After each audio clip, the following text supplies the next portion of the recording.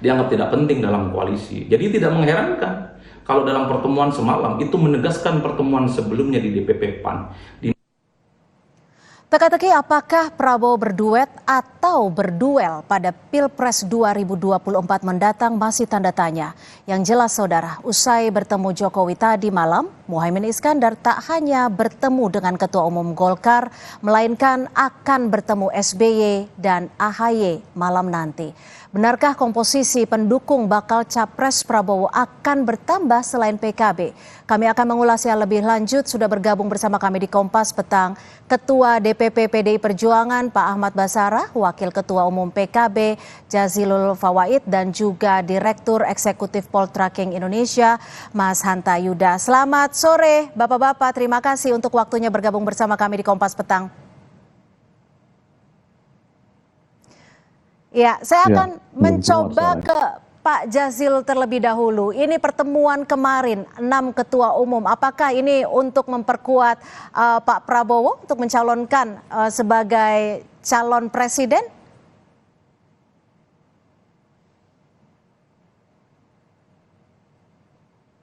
Ya, Pak Jazil.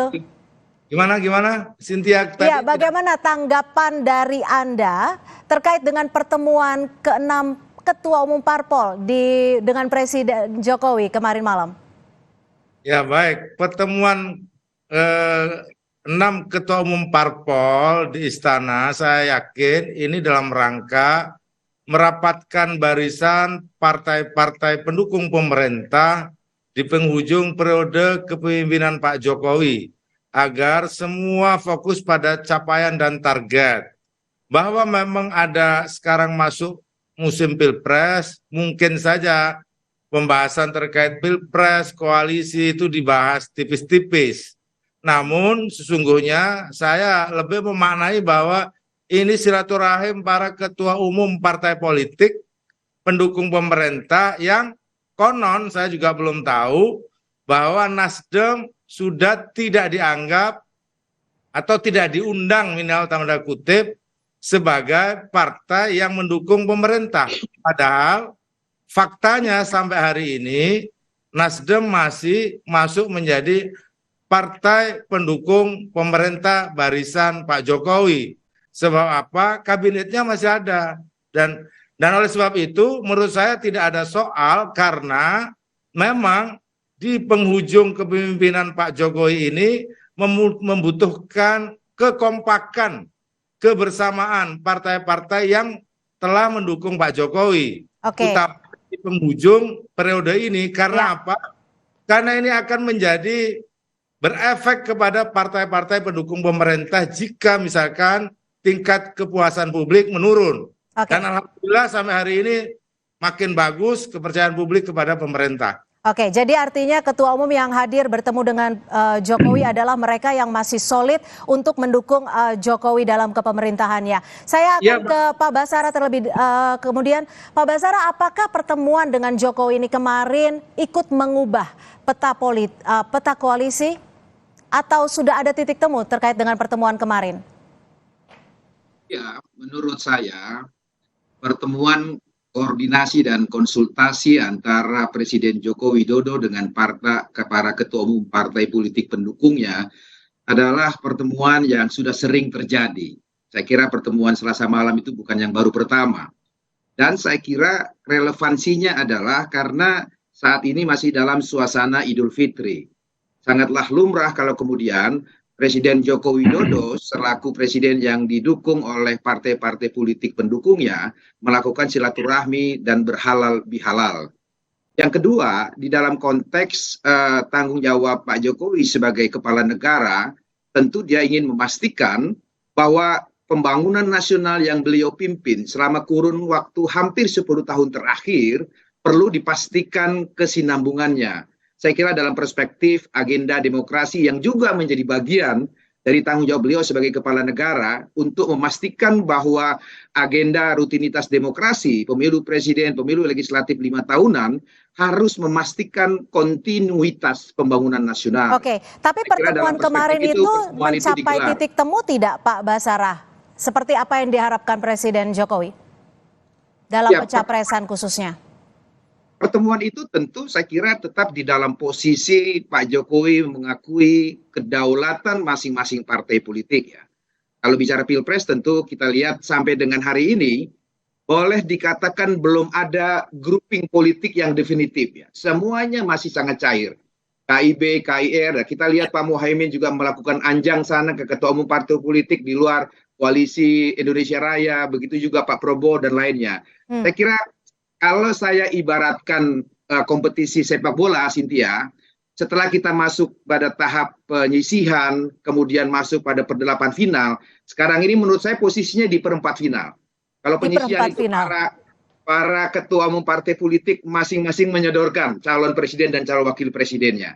Di perdelapan final kemudian muncul 3 calon presiden. Tapi ini pun masih definitif. Nah, kita tunggu nanti perempat finalnya. Kira-kira berapa pasangan calon presiden bersama calon wakil presidennya untuk kita lihat di grand finalnya nanti. Nah, urusan grand final, saya kira Mas Hanta Yuda yang paling silakan Mas Hanta, langsung saja dijawab. Iya, menarik ya. Tadi sudah Pak Jazilul maupun Mas Ahmad Basara sudah memberikan gambaran kira-kira arah peta politik, tapi tampaknya masih cukup cair, Cynthia. Jadi pertemuan tadi malam itu selain mengkonfirmasi bahwa Partai Nasdem sudah dianggap di luar barisan koalisi pemerintahan dalam konteks Pilpres 2024 mendatang. Yang kedua, kita bisa membacanya tampaknya yang dibahas tadi malam itu ada hal-hal yang bersifat umum atau normatif saja. Dan itu wajar karena pertemuannya secara terbuka semua ketua umum. Kalau pembicaraannya lebih ke power sharing, lebih pada peta elektoral, peta koalisi, siapa menjadi capres-cawapres, saya kira mungkin lebih tertutup ya, tidak sepenuhnya terbuka seperti ini Mas Ahmad Basara ya.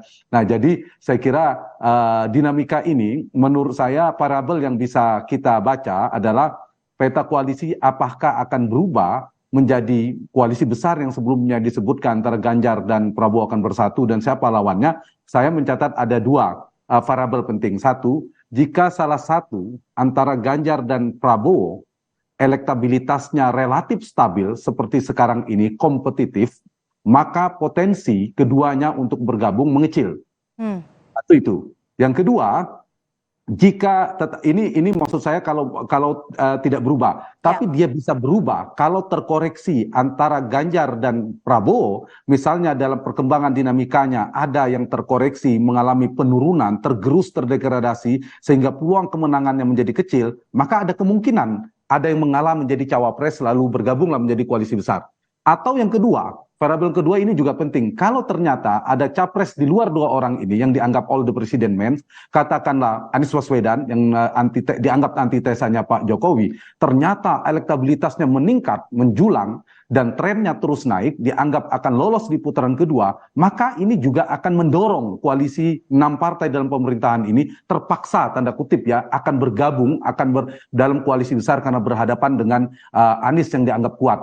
Nah, tapi per hari ini perkembangannya Cynthia, elektabilitas Ganjar maupun Prabowo itu kan kompetitif. Karena itu sulit menurut saya per hari ini Ganjar maupun Prabowo akan mengalah menjadi cawapres. Itu satu. Yang kedua, dari tren per hari ini kita tidak tahu dinamika ke depan, Ganjar maupun Prabowo itu adalah 2 orang yang berpotensi masuk ke putaran kedua kalau ternyata 3 pasang. Nah, membuat hal ini juga relatif aman bagi Pak Jokowi yang ingin estafet kepemimpinan ke depan, melanjutkan programnya sehingga daya dorong untuk menggabungkan 2 koalisi besar ini menurut saya pada per hari ini agak kecil peluangnya. Nah, peluang mereka akan bertanding itu jauh lebih besar ketimbang Ganjar dan Prabowo akan bersanding kalau dilihat dari perkembangan per hari ini. Tapi saya setuju, dinamika politik akan bergerak nanti, partai akan bergabung kemana, tapi pusaran terkuat sekarang ada di peluang elektabilitas atau kekuatan elektoral capres yang berpotensi blok politiknya Ganjar, Prabowo, dan Anies per hari ini. Jadi ini antara Ganjar dan juga Prabowo masih sama-sama kuat, kita akan masih terus melihat elektabilitasnya seperti apa dan